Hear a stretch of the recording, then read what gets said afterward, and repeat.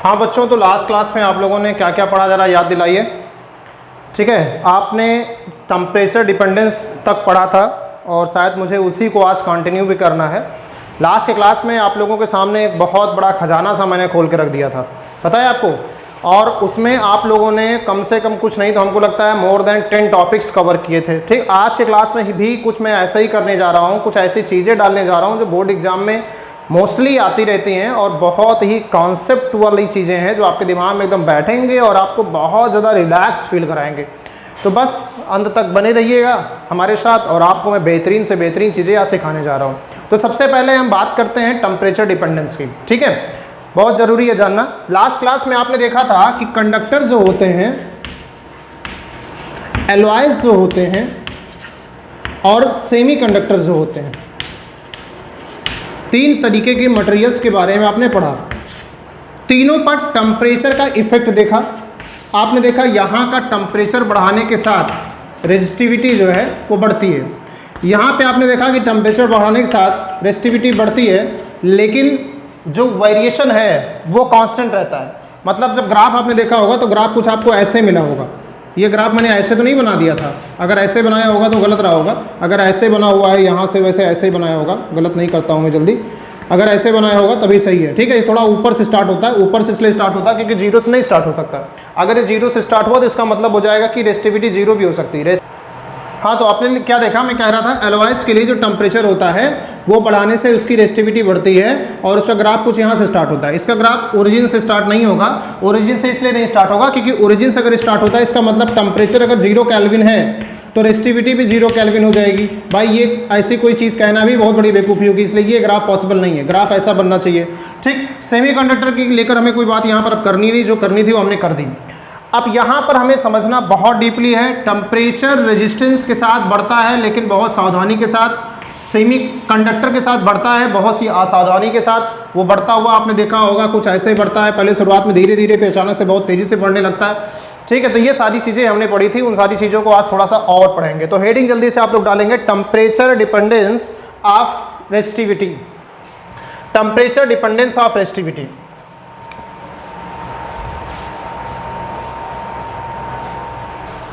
जरा लेट करिएगा, लेट करिए, let the temperature the resistivity the resistivity of a material be R naught या rho not. मान लेते हैं किसी मटेरियल की जो रेजिस्टिविटी है वो रो नॉट है at temperature T not. Temperature T not पे उसकी रेजिस्टिविटी रो नॉट है। मतलब जब टेम्परेचर टी नॉट था तो उसकी रेजिस्टिविटी हमने मान लिया कितनी, रो नॉट लेट कर लिया। ठीक है, अब उसमें टेम्परेचर में थोड़ा सा चेंज आएगा। क्या किया हमने, टेम्परेचर को टी नॉट से टी कर दिया। ठीक, और रेजिस्टिविटी जो है वो बढ़कर हो गई रो। तो हमने ये कंसीडर किया कि जब हमने टेम्परेचर बढ़ाया, टेम्परेचर बढ़ाने का मतलब T is greater than T not है। ठीक, तो हमने जब टेम्परेचर बढ़ाया तो हमने टेम्परेचर बढ़ाया T माइनस टी नॉट। तो ये जो टेम्परेचर बढ़ाया T माइनस टी नॉट, इसको हम डेल्टा T से लिख लेते हैं। तो एक्सपेरिमेंटली क्या पता चला, एक्सपेरिमेंटली पता चला कि जो चेंज इन टेम्परेचर है ये कुछ फैक्टर्स पर डिपेंडेंट था। वो फैक्टर्स क्या क्या थे, सबसे पहले सुनिएगा। जो चेंज इन टेम्परेचर है, या चेंज इन टेम्परेचर ना कहिए, चेंज इन रेजिस्टिविटी कहिए। जो चेंज इन रेजिस्टिविटी है मतलब जो रेजिस्टिविटी में चेंज होगा, जब आपने यहाँ पर चेंज किया डेल्टा टी टेम्परेचर को तो यहाँ पे रेजिस्टिविटी में भी तो एक चेंज आएगा। तो जो रेजिस्टिविटी में चेंज आया उसको हमने डेल्टा रो मान लिया। तो जो रेजिस्टिविटी में चेंज है वो किन किन फैक्टर्स पर डिपेंडेंट है, ध्यान से सुनिएगा। वो डिपेंडेंट था इनिशियल रेजिस्टिविटी पर, मतलब शुरुआत में कितनी रेजिस्टिविटी थी इस फैक्टर पर डिपेंडेंट था। ठीक, ये एक और फैक्टर पे डिपेंडेंट था, वो था चेंज इन टेम्परेचर। ये एकदम वैसे ही जैसे क्लास 11 में आपने लीनियर एक्सपेंशन वाला टॉपिक पढ़ा है, एकदम वैसे ही मैं कर रहा हूँ। अगर उससे लिंक कर पाएंगे तो बहुत बेहतर रहेगा। अगर इन दोनों को हम कंबाइन कर दें तो हमने देखा कि जो चेंज इन रेजिस्टिविटी है वो रो डेल्टा टी पर डिपेंडेंट थी। प्रोपोर्शनल का साइन लगेगा, यहाँ से जब प्रोपोर्शनल का साइन हटेगा तो आप सबको पता है कि कांस्टेंट आएगा। वहाँ पर भी लीनियर एक्सपेंशन में भी कांस्टेंट अल्फा आता था, यहाँ पर भी कांस्टेंट अल्फा ही आ रहा है और ये हो जाएगा अल्फा रो डेल्टा टी। अब क्वेश्चन ये उठता है कि व्हाट इज दिस अल्फा। तो अल्फा इक्वल्स टू, अगर हम यहाँ से लिखें तो अल्फा इक्वल्स टू लिख सकते हैं हम लोग delta rho upon delta rho upon rho delta T, ये हमारे पास अल्फा के बारे में हमें पता चला। तो अल्फा क्या है? पहली बात तो ये अल्फा को बोलते हैं हम लोग temperature coefficient of resistivity, temperature coefficient of resistivity, ये इसका नाम हो गया, टेम्परेचर कोफिशिएंट ऑफ रेजिस्टिविटी कहते हैं इसको। ठीक, अब अल्फा क्या डिफाइन कर रहा है जरा समझने की कोशिश करिएगा। अल्फा ये बता रहा है कि कितना चेंज इन टेम्परेचर होगा, मतलब अगर टेम्परेचर में चेंज ज़्यादा है तो अल्फा ज़्यादा होगा और टेम्परेचर में चेंज कम है तो अल्फा कम होगा। ठीक, अल्फा दूसरी बात ये बता रहा है कि जितने कम टेम्परेचर में चेंज करने से जितना ज़्यादा रेजिस्टिविटी में चेंज हो। देखिएगा बहुत ध्यान से, अल्फा जो है वो दो फैक्टर्स पर डिपेंडेंट है, 1 अपॉन रो तो कांस्टेंट है उसको बाहर कर दीजिए, delta rho upon delta T इन दोनों पे डिपेंडेंट है और इसके इनवर्सली प्रोपोर्शनल है, इसके डायरेक्टली प्रोपोर्शनल है। इसका मतलब ये निकलता है कि जितने कम टेम्परेचर में चेंज होने पर जितना ज़्यादा रेजिस्टिविटी में चेंज होगा वो हमारा अल्फा कहलाएगा। मतलब ये है कि अगर कम टेम्परेचर देने पर ज़्यादा रेजिस्टिविटी में चेंज आ रहा है इसका मतलब अल्फा ज़्यादा है, और अगर ज़्यादा टेम्परेचर देने पर रेजिस्टिविटी में कम चेंज आ रहा है इसका मतलब अल्फा कम हो रहा है। और एक काम करिएगा, आप एनसीईआरटी में जाइएगा, एनसीईआरटी में टेबल बनी हुई है रेजिस्टिविटी की। ठीक, एनसीईआरटी में उस टेबल को उठाइएगा और वहाँ पे देखिएगा राइट हैंड साइड में, लेफ्ट हैंड साइड पेज में राइट हैंड पे एक एनसीईआरटी में टेबल बनी हुई है। टेबल में एकदम राइट हैंड कॉलम में लास्ट वाले कॉलम में अल्फा के बारे में डिटेल्स दी गई हैं। तो अल्फा जो दिया गया है वो 3 कैटेगरी का दिया गया है, एक कंडक्टर का दिया गया है, एक एलॉयज का दिया गया है और इंसुलेटर तो लिखे हुए हैं लेकिन इंसुलेटर का अल्फा नहीं दिया गया है, क्योंकि जब इंसुलेटर में रेजिस्टिविटी इनफाइनाइट है तो उसके अल्फा की कोई मतलब ही नहीं हो जाता वहाँ पर। ठीक है, अल्फा का कोई एग्जिस्टेंस ही नहीं वहाँ पर। तो कंडक्टर और एलॉयज का अल्फा दिया गया है। तो आप जब यहाँ पे देखेंगे तो आप देख पाएंगे कि जो अल्फा है कंडक्टर का अल्फा ज़्यादा होता है, एलॉयज का अल्फा कम होता है। इसका मतलब ये निकलता है कि जो कंडक्टर्स में चेंज इन रेजिस्टिविटी है, कंडक्टर्स में जो चेंज इन रेजिस्टिविटी है विद रिस्पेक्ट टू टेम्परेचर वो ज़्यादा होती है इन कंपेरिजन टू एलॉयज। तो यहाँ पर एक पॉइंट नोट कर लीजिएगा कि अल्फा मतलब temperature coefficient of resistivity of conductor is greater than that of alloys, alloys से ज़्यादा होता है। इसका मतलब ये हुआ कि टेम्परेचर का प्रभाव कंडक्टर्स पर ज़्यादा पड़ता है जबकि एलॉयज पर कम पड़ता है। मतलब टेम्परेचर चेंज करने से एलॉयज का टेम्परेचर ज़्यादा चेंज होगा और टेम्परेचर चेंज करने से कंडक्टर्स का कंडक्टर का रेजिस्टेंस ज़्यादा चेंज होगा in comparison to that of alloys. इसीलिए एलॉयज को हम लोग कई सारे एक्सपेरिमेंट में जब वायर्स बनाते हैं, जब वायर लेते हैं हम लोग तो एलॉय का लेते हैं। क्यों लेते हैं एलॉय का वायर? बहुत ध्यान से सुनिएगा। एक्चुअली जब हम कंडक्टर का वायर लेते हैं इसे हम लोग लिमिटेशन ऑफ ओम्स लॉ के नाम से भी जान सकते हैं, जो हम आपको पढ़ाने जा रहे हैं। लिमिटेशन ऑफ ओम्स लॉ भी कह सकते हैं इसको हम, जो हम आपको पढ़ाने जा रहे हैं। बहुत ध्यान सुनिएगा, ठीक है। लिमिटेशन ऑफ ओम्स लॉ पूछ सकते हैं। ये अगर V मान लें, ये I ले लें और अगर कॉपर का ग्राफ खींच ले V और I के बीच, तो आपको पता है V I के बीच ग्राफ जो बनना चाहिए वो सीधा बनना चाहिए, लेकिन ऐसा नहीं है। कॉपर का जो ग्राफ होता है वो यहाँ तक ऐसे जाता है, उसके बाद ये ऐसे वेरी करने लगता है, स्ट्रेट लाइन से वेरी करने लगता है। तो जाना इसको ऐसे चाहिए था लेकिन ये हल्का सा वेरी कर गया। अब वेरी करने का मतलब होता है ओम्स लॉ को डिसओबे करना, ओम्स लॉ को डिसओबे करना। ये ओम्स लॉ को क्यों डिसओबे कर रहा है जरा कारण समझने की कोशिश करिएगा। एक्चुअली जब आपने इसको करंट देना चालू कर दिया तो आपने क्लास 10 में पढ़ा होगा heating effect of current H = I² RT। तो यहां से एक बात आपको पता है, जब आपने करंट दिया है, कॉपर के अंदर रेजिस्टेंस भी है, कुछ देर के लिए करंट का फ्लो भी हो रहा है, मतलब करंट भी है, रेजिस्टेंस भी है, टाइम है, तो हीट नहीं होगी ऐसा आप कैसे कह सकते हैं? तो इसका मतलब यहाँ पर हीट होगी और जैसे यहाँ पर हीट होगी ये कंडक्टर हीट होना चालू हो जाएगा और कंडक्टर जैसे ही हीट होगा इसका मतलब उसका टेम्परेचर बढ़ेगा और जैसे ही उसका टेम्परेचर बढ़ेगा आपको बहुत अच्छे से पता है कि उसकी रेजिस्टिविटी भी बढ़ेगी और जैसे ही उसकी रेजिस्टिविटी बढ़ेगी ये ग्राफ देखो ऊपर की ओर उठना नहीं चालू हो जाएगा, क्योंकि स्लोप जितना बढ़ेगी इसका मतलब रेजिस्टेंस उतना बढ़ रहा है। तो ग्राफ जो होगा वो यहाँ से वेरी होना बंद हो जाएगा और ऊपर की ओर चालू हो जाएगा। तो यहाँ पर ओम्स लॉ डिसओबे होना चालू हो जाएगा, या आप ऐसे कह सकते हैं कि ये एक तरीके से एक अनमाइनर्ड चीज़ शो कर रहा है। तो ये चीज़ भी आपसे कई बार पूछी जाएगी एग्जाम्स में कि ये क्यों वेरिएशन शो कर रहा है, तो उसका जवाब आपका यही होगा कि एट हाई टेम्परेचर पर रेजिस्टिविटी चेंज होने लगती है, जिससे कि ये अपने जो कांस्टेंट रेजिस्टेंस का ग्राफ होता है उससे ये वेरिएशन शो करता है। इसीलिए हम लोग किसी एक्सपेरिमेंटल जब हम कोई काम कर रहे होते हैं तो हम कॉपर जैसी चीज़ें नहीं लेते हैं, हम ऐसी चीज़ें लेते हैं जिनका टेम्परेचर बढ़ने पर रेजिस्टेंस या तो बहुत कम चेंज हो या तो ना चेंज हो। तो वो चीज़ें कौन सी हैं? तो उसका जवाब है एलॉयज। हम एलॉयज ले लेते हैं, एलॉयज ले लें, जैसे हमने नाइक्रोम ले लिया या हमने मैग्नीन ले लिया, मैग्नीज नहीं मैग्नीन ले लिया। नाम नोट कर लीजिएगा कौन कौन सी चीज़ें एक्सपेरिमेंट में ली जाती हैं। कॉन्स्टेंटन ये लिखा हुआ है, कॉन्स्टेंटन ये लिखा हुआ है, मैग्नीन ये लिखा हुआ है, नाइक्रोम। इन मटेरियल्स को जब हम लेते हैं तो इन मटेरियल्स का अल्फा बहुत कम होता है, इन मटेरियल्स का अल्फा बहुत कम होता है और इन मटेरियल का अल्फा कम होने की वजह से इनके ऊपर जब हम टेम्परेचर इनके द्वारा जब लॉन्ग टाइम तक करंट का पास होता है तो वहाँ पर भी हीट पैदा होती है, हीट पैदा होती है, टेम्परेचर राइज होता है। लेकिन टेम्परेचर राइज होने के साथ रेजिस्टिविटी ज़्यादा राइज नहीं होती, और रेजिस्टिविटी जब राइज नहीं होती है तो करंट जो होती है वो वेरी नहीं होती, एक कांस्टेंट करंट लगातार समय तक जाती रहती है, जो हमारे एक्सपेरिमेंट के लिए इंपॉर्टेंट होती है।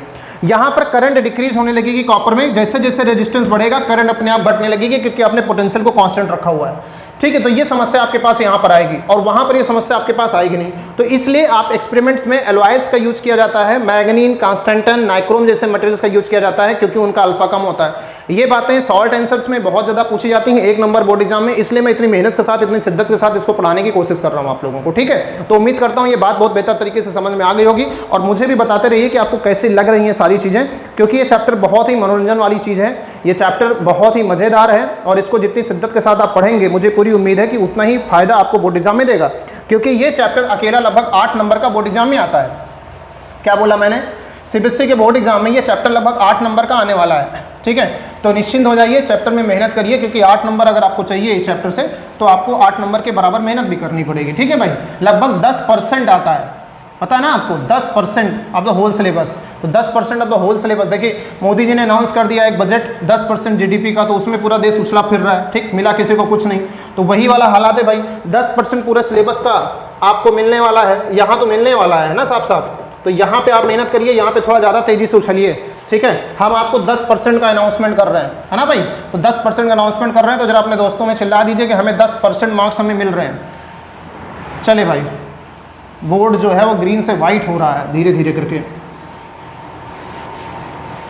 स्वच्छ भारत अभियान का हमें पालन करना पड़ेगा किसी दिन बहुत जल्दी से, और इसकी जमकर सफाई करनी पड़ेगी। चलिए भैया, तो ये कहानी हो गई हमारी, और हमने सीख लिया कि किस तरीके से टेम्परेचर का प्रभाव पड़ रहा था, और हमने यहाँ पर एक फार्मूला देखा। फार्मूला कितना आया आप लोग फिर से जरा रिमाइंड करिएगा। फार्मूला आया R = डेल्टा रो अपान रो डेल्टा टी, ये फार्मूला निकल के आया। ठीक, इस फार्मूले को फर्दर हम और प्रोसीड कर सकते हैं। क्या लिख सकते हैं यहाँ पर? डेल्टा रो = अल्फा रो डेल्टा टी। ठीक, अगर आप चाहें तो आपको पता है ये डेल्टा रो है, इस डेल्टा रो का मतलब क्या हुआ? Final temperature rho minus initial temperature rho naught. चाहे तो आप ये लिख सकते हैं, और यहाँ पे क्या लिखा हुआ है? अल्फा रो डेल्टा टी। अगर इस रो नॉट को आप उधर लिखना चाहें, अच्छा यहाँ पे मैं गलती कर गया हूँ, यहाँ पे हर जगह पे रो नॉट लिख लीजिएगा, जहाँ जहाँ रो लिखा हुआ था उसको रो नॉट कर लीजिएगा, क्योंकि इनिशियल टेम्परेचर आप इनिशियल रेजिस्टेंस आपने रो नॉट कंसीडर किया हुआ है, तो जहाँ जहाँ पे रो लिखा हुआ है वहाँ पे रो नॉट लिख लीजिएगा। ठीक है, तो इससे आप उधर ले जाएंगे तो क्या होगा? ये हो जाएगा alpha rho naught delta T. ठीक, क्योंकि शुरुआत का इनिशियल रेजिस्टिविटी जो है वो आपने रो नॉट कंसीडर कर रखी है। तो यहाँ से आपके पास एक फार्मूला आ गया 1 + अल्फा डेल्टा टी। ठीक है, तो इस तरीके से अगर आपको किसी तरीके का न्यूमेरिकल दिया जाता है और वहाँ पे अगर आपको टेम्परेचर का डिफरेंस दिया जाता है, उस मटेरियल का अल्फा आपको पता है या उसमें दिया होगा, और उसका इनिशियल रेजिस्टिविटी दी जाती है और फाइनल रेजिस्टिविटी अगर आपसे पूछता है, तो इस फार्मूले का यूज़ करके आप उसका जवाब दे सकते हैं। बेहतरीन फार्मूला है, इस पर आप लोगों को मैं न्यूमेरिकल भेजूंगा, उन न्यूमेरिकल को ट्राई करिएगा। आप भी एनसीईआरटी के एग्जाम्पल भी न्यूमेरिकल्स हैं, एनसीईआरटी के एग्जाम्पल से भी कर सकते हैं, एनसीईआरटी के एक्सरसाइज में भी न्यूमेरिकल है, वहाँ से भी कर सकते हैं। ठीक है, तो इस फार्मूले को नोट कर लीजिए, इंपॉर्टेंट फार्मूला, क्लास 11 में पढ़ा जैसा फार्मूला है। क्लास 11 में लीनियर एक्सपेंशन जब आपने पढ़ा होगा, तो उम्मीद करता हूँ ये फार्मूला आपने पढ़ा होगा, ऐसा ही फार्मूला मतलब पढ़ा होगा। वहाँ पे मैं बच्चों को बता भी देता हूँ कि एक ऐसा फार्मूला आप क्लास 12 में पढ़ेंगे, तो जो बच्चे अच्छे हैं वो इस बात को नोट कर लेते हैं। ठीक है, जब मैं बोलता हूँ ये चीज़ बोर्ड एग्जाम के लिए इंपॉर्टेंट, इसका मतलब बोर्ड एग्जाम के लिए इंपॉर्टेंट है, आपको उसको पढ़ना है अच्छी तरीके से, उसमें लापरवाही ना करें प्लीज़।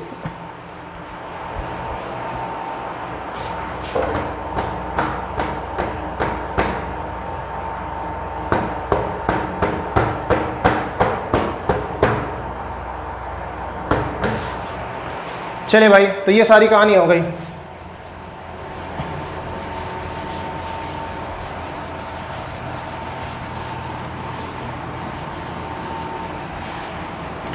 तो आप पढ़ रहे हैं रेजिस्टेंस के बारे में, रेजिस्टेंस की यूनिट आपने पढ़ ली, रेजिस्टेंस में तरह तरह की चीज़ें आपने पढ़ ली। ठीक है, अब थोड़ा सा आपको मैं बताना चाहूँगा प्रैक्टिकल से चीज़ें प्रैक्टिकल से चीज़ें क्या बताना चाहूँगा कि जो मार्केट होती है उसमें जब आप रेजिस्टेंस खरीदने जाते हो तो रेजिस्टेंस जो होता है बहुत पतला सा, बहुत छोटा सा होता है। ठीक है, रेजिस्टेंस आप इंटरनेट पर सर्च कर लीजिएगा तो वहाँ पर बन के आ जाएगा। कार्बन रेजिस्टेंस सर्च कर लीजिएगा तो कार्बन रेजिस्टेंस बन के आ जाएगा। या कोई डिवाइस आपके घर में चार्जर पड़ा होगा टूटा फूटा, उसके खोल के देख लीजिएगा, एक ऐसी छोटा सा कार्बन रेजिस्टेंस बना हुआ होता है, ऐसे ही होता है। ठीक, और उसमें यहाँ पर ऐसे कलर कोड बैंड बने होते हैं, यहाँ पर ऐसे कलर बैंड बने होते हैं, इसी के ऊपर छल्ले बने होते हैं कलर्ड। उनका कलर आप ब्लैक पा जाओगे, उनका कलर आप ब्राउन पा जाओगे। ठीक है, उनका कलर आप ब्लैक पा सकते हो, ब्राउन पा सकते हो, रेड पा सकते हो, ऑरेंज पा सकते हो। ठीक, तो ये सब कलर होते हैं। तो असली इस पे ये नहीं लिखा होता है कि कितने ओम रेजिस्टेंस का है, इस पे ऐसे कलर बैंड बने होते हैं और कलर बैंड से मुझे पहचानना होता है कि इसका जो रेजिस्टेंस है वो कितने ओम का है, इसका जो रेजिस्टेंस वो कितने ओम का है। तो ये चीज़ मैं चाह रहा हूँ आप लोगों को भी सिखा दूँ। इसको बोलते हैं हम लोग कलर कोडिंग। क्या बोलते हैं इसको हम लोग? Colour coding. तो कोडिंग करने वाले ने कोडिंग कर दी, अब हम लोग आज डिकोड करना सीखेंगे। ठीक है, कि इसको कैसे रीड करेंगे हम लोग। तो चलते हैं, स्टार्ट करते हैं कार्बन रेजिस्टेंस की कलर कोडिंग पढ़ना। तो हेडिंग डालिएगा carbon coding of colour coding of carbon resistances, colour coding of carbon resistances.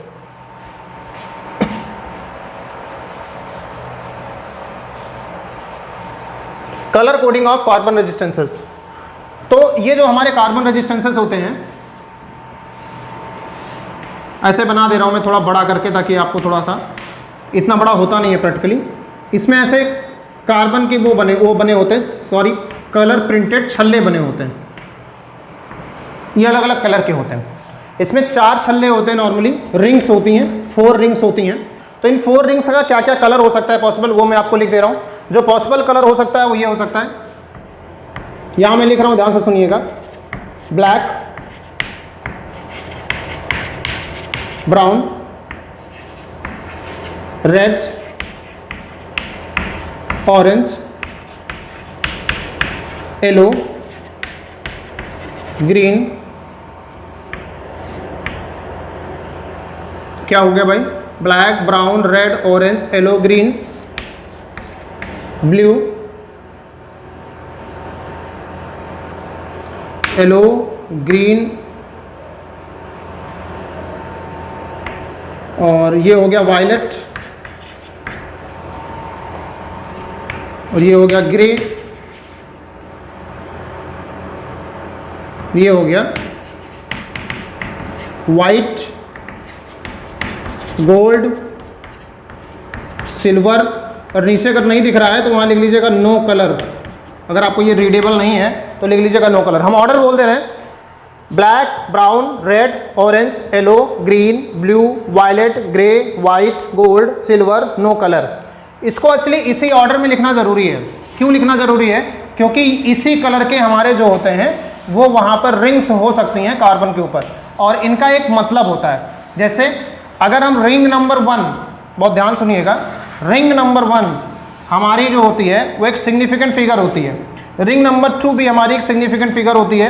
Ring number 3 भी हमारी एक सिग्निफिकेंट फिगर होती है। रिंग नंबर 4 भी होती है। ऐसे है सारा कुछ।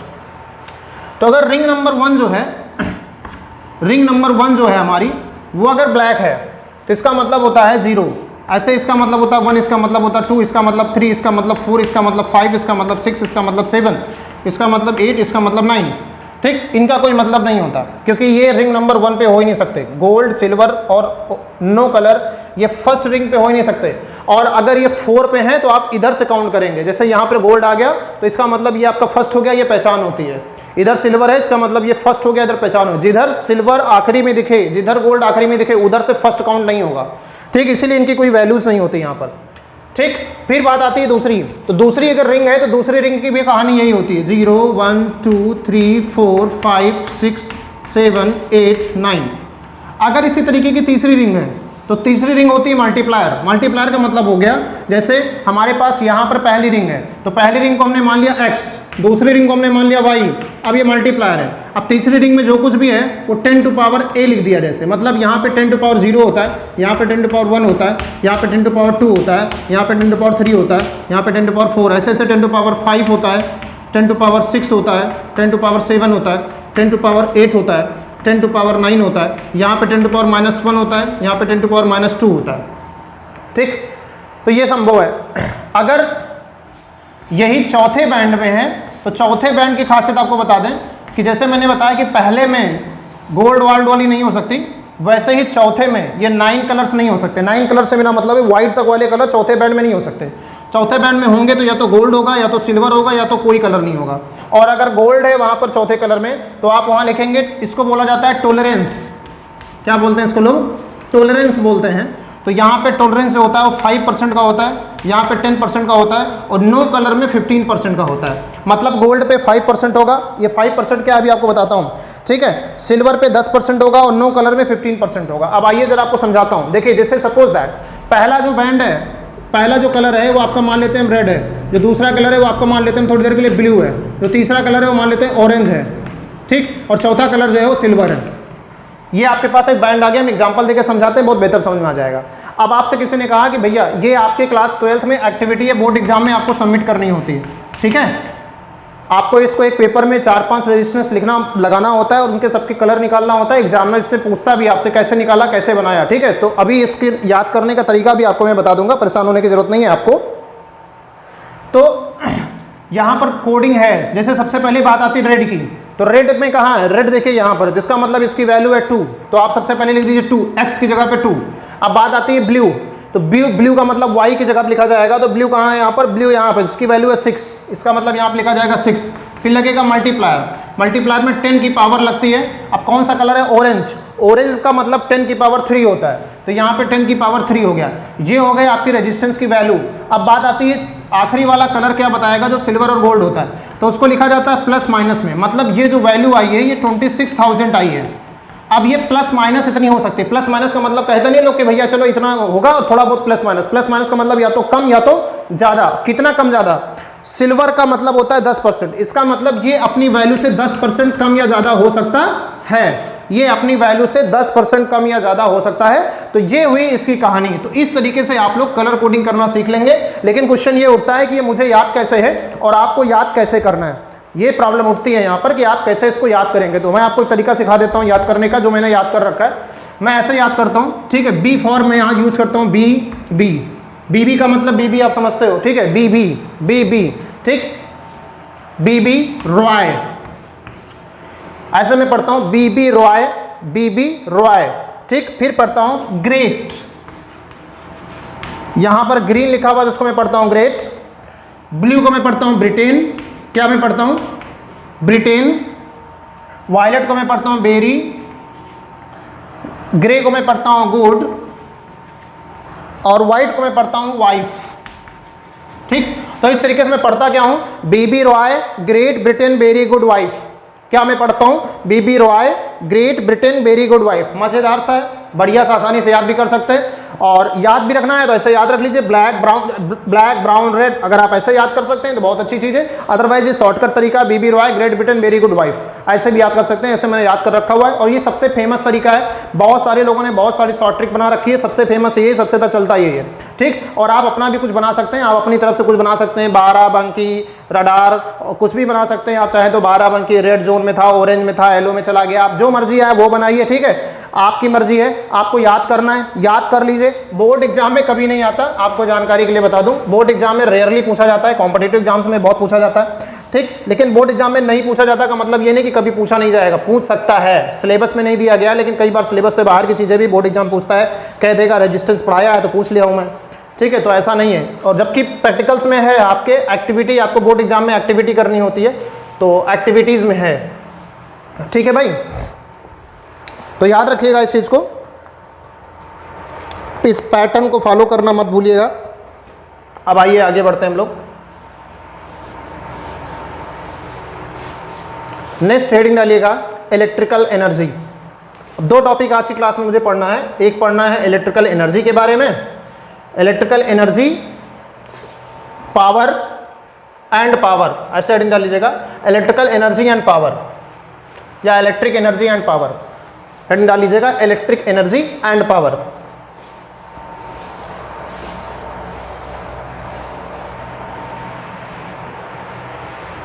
एक हेडिंग डाल लीजिएगा, इसको पढ़ेंगे और series parallel combination of resistance पढ़ेंगे। ठीक, 2 टॉपिक हम लोग पढ़ेंगे आज की क्लास में। ठीक है बच्चों, और इन दोनों टॉपिक को खत्म करेंगे आज की क्लास में, ताकि कुछ ज़्यादा संख्या में टॉपिक हो जाएंगे तो मज़ा भी आएगा पढ़ाई करने में। बस आप लोग मोह माया त्याग करके व्हाट्सएप ग्रुप अपना बंद करके वीडियो देखा करिए बैठ के। ठीक है, व्हाट्सएप चाहे तो थोड़ी देर के लिए अनइंस्टॉल मार दिया करिए, फिर इंस्टॉल कर लिया करिए, कुछ हो नहीं जाएगा ना। मार्क जुबर में गुस्सा जाएंगे आपके ऊपर, ना फाइन ठोक देंगे। ठीक है, थोड़ी देर के लिए इसको बंद कर दिया करिए, उसके बाद वीडियो देखा करिए, इससे आपका बहुत फ़ायदा होगा। कंसंट्रेशन बहुत ज़रूरी है जब आप वीडियो लेक्चर देख रहे हैं, तो इस बात का हमेशा ध्यान रखिएगा, कंसंट्रेशन बहुत इंपॉर्टेंट हो जाता है। तो शेडिंग डालिएगा electrical energy and power. Electrical energy and power बहुत ज़्यादा ज़रूरी है इस टॉपिक को समझना, क्योंकि इस टॉपिक को समझने के बाद आपको वास्तव में ये पता चलेगा कि किसी भी बैटरी के अंदर पावर आती कहाँ से, ठीक है, और बैटरी के अंदर जो हीटिंग इफेक्ट होता था, हीट पैदा कैसे होती है ये पता चलेगा, और ये जो बैटरी से कनेक्टेड वायर्स होते हैं इसमें क्या पावर कंज्यूम होती कि नहीं होती, ये सब छोटी छोटी बातें हमें पढ़ने को मिलेगी। तो सबसे पहले काम करेंगे, हम कंसीडर करेंगे कंडक्टर। ठीक, ये टॉपिक एनसीईआरटी में दिया गया है, ज़्यादा बुक्स में दिया नहीं गया है। ठीक, लेकिन हमें इस टॉपिक को बहुत बेहतर तरीके से समझने की कोशिश करना है। ये कंडक्टर है ए और बी, इसके टर्मिनल मान देते हैं। यहाँ का जो पोटेंशियल है उसको हम VA कह देते हैं, यहाँ का जो पोटेंशियल है उसको VB कह देते हैं। I करंट का फ्लो हो रहा है इधर की ओर। हमने मान लिया कि जो VA है, देखो I करंट का फ्लो अगर इधर की ओर हो रहा है तो ऑब्वियसली सी बात है, आपने अपने आप से समझ लिया है कि VA जो है वो ग्रेटर है VB से। ये आपने अपने आप कंसिडर कर लिया है कि जो VA है वो ग्रेटर देन VB है। अब समस्या ये आती है कि अगर VA ग्रेटर देन VB है तो पोटेंशियल डिफरेंस कितना हुआ, तो पोटेंशियल का जो डिफरेंस हुआ वो हमने लेट कर लिया है V, मतलब इन टर्मिनल्स A और B के बीच जो पोटेंशियल डिफरेंस है वो V है, और जो करंट का फ्लो हो रहा है वो I का फ्लो हो रहा है। बहुत क्लियर सी बात है। ठीक, अब लेट करता हूँ कि डेल्टा T टाइम में, let in small time interval, small time delta T, ठीक, स्मॉल डेल्टा T ले लेता हूँ। ठीक, चार्ज जो फ्लो हुआ है, चार्ज जो फ्लो हुआ है वो डेल्टा Q हो, तो डेल्टा Q की वैल्यू कितनी होगी, क्वेश्चन ये उठता है। तो उसका जवाब ये है, जो डेल्टा Q की वैल्यू होगी वो होगी डेल्टा Q इक्वल्स टू आप लिख सकते हैं I, जो करंट वहाँ पर फ्लो हो रही है, और साथ साथ में आप लिख सकते हैं I डेल्टा T। ये क्वेश्चन नंबर 1 आप डाल सकते हैं। इतना चार्ज फ्लो हो गया, इस पॉइंट की एक पोटेंशियल एनर्जी होगी, इस पॉइंट की एक पोटेंशियल एनर्जी होगी। जब ये चार्ज फ्लो किया है तो पोटेंशियल एनर्जी में चेंज आया है, तो इस पॉइंट की जो पोटेंशियल एनर्जी है वो कितनी होगी, और इस पॉइंट की जो पोटेंशियल एनर्जी है वो कितनी होगी, जरा हम लिखना चाहेंगे, आप लोग हमारी मदद करिएगा, क्योंकि पोटेंशियल V है तो पोटेंशियल एनर्जी इस पॉइंट की कितनी होगी, हमें ये थोड़ा सा लिखना है। तो जरा ध्यान से सुनिएगा कि पहला जो पॉइंट है, यहाँ की जो पोटेंशियल एनर्जी होगी उसको हम लिख लेते हैं UA। तो UA जो होगी वो हो जाएगी वहाँ का चार्ज, वहाँ पे Q चार्ज था, Q चार्ज A से B तक गया है, Q चार्ज मल्टीप्लाइड बाई वहाँ का पोटेंशियल VA। इसी तरीके से जो B की पोटेंशियल एनर्जी है वो कितनी होगी, Q चार्ज जो फ्लो हुआ है मल्टीप्लाइड बाई वहाँ का पोटेंशियल VB, क्योंकि पोटेंशियल एनर्जी का फॉर्मूला होता है Q इंटू V, ये सभी लोग जानते हो। ठीक, अच्छा, चार्ज जो फ्लो हुआ है उसको हम लोगों ने डेल्टा Q कंसीडर किया है, तो भूलिएगा नहीं, यहाँ डेल्टा लगा लीजिएगा। डेल्टा Q कंसीडर किया है आप लोगों ने, तो यहाँ पे डेल्टा लगा लीजिए। अच्छा, जो पोटेंशियल एनर्जी में चेंज आया वो कैसे निकालेंगे आप, पोटेंशियल एनर्जी में चेंज का मतलब डेल्टा U, तो इसके लिए निकालने का तरीका है final potential energy minus initial potential energy. तो फाइनल पोटेंशियल एनर्जी चार्ज की कहाँ पे है, B पॉइंट पर है, इनिशियल की कहाँ है, यहाँ पर, तो फाइनल वाली से इनिशियल वाली घटा दीजिए। तो फाइनल वाली है कौन सी, तो इसका जवाब है फाइनल वाली है delta Q dot VB minus initial वाली, तो इनिशियल वाली का मतलब हो गया डेल्टा Q डॉट VA। ठीक, इस तरीके से अगर आप डेल्टा Q कॉमन ले लेंगे तो आंसर कितना आएगा, तो आंसर ये आएगा VB माइनस VA। बहुत डीप डिस्कशन हम लोग कर रहे हैं, अभी आपको समझ में नहीं आएगा हमने क्या निकाला, लेकिन अभी थोड़ी देर बाद समझ में आ जाएगा। VB माइनस VA क्या आया, देखिए VA माइनस VB तो V है पोटेंशियल डिफरेंस, लेकिन VB माइनस VA कितना है, तो VB माइनस VA आ जाएगा माइनस का, तो यहाँ कितना हो जाएगा डेल्टा क्यू, और साथ साथ में हो जाएगा ये माइनस का वी।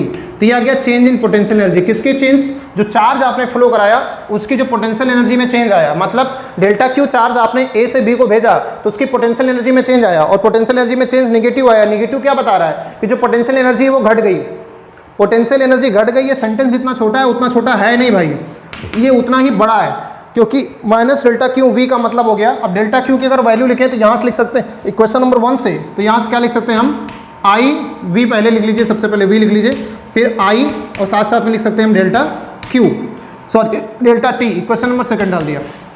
ये वैल्यू नेगेटिव क्या शो कर रही है जानने की कोशिश करिएगा। ये नेगेटिव ये शो कर रही है कि हम पोटेंशियल एनर्जी जो है हमारी वो घट गई है। अब पोटेंशियल एनर्जी घट गई है, एनर्जी कंजर्वेशन आपने पढ़ा है क्लास 9 से आप एनर्जी कंजर्वेशन पढ़ते आ रहे हैं, और वहां पर आपको सिखाया गया है कि काइनेटिक और पोटेंशियल जो होती है दोनों का सम हमेशा कांस्टेंट होता है। अगर काइनेटिक घटी है इसका मतलब पोटेंशियल बढ़ी है, और पोटेंशियल घटी है इसका मतलब काइनेटिक बढ़ी है। इसका मतलब जितनी पोटेंशियल में कमी आई है उतनी ही काइनेटिक में इंक्रीज हुआ होगा।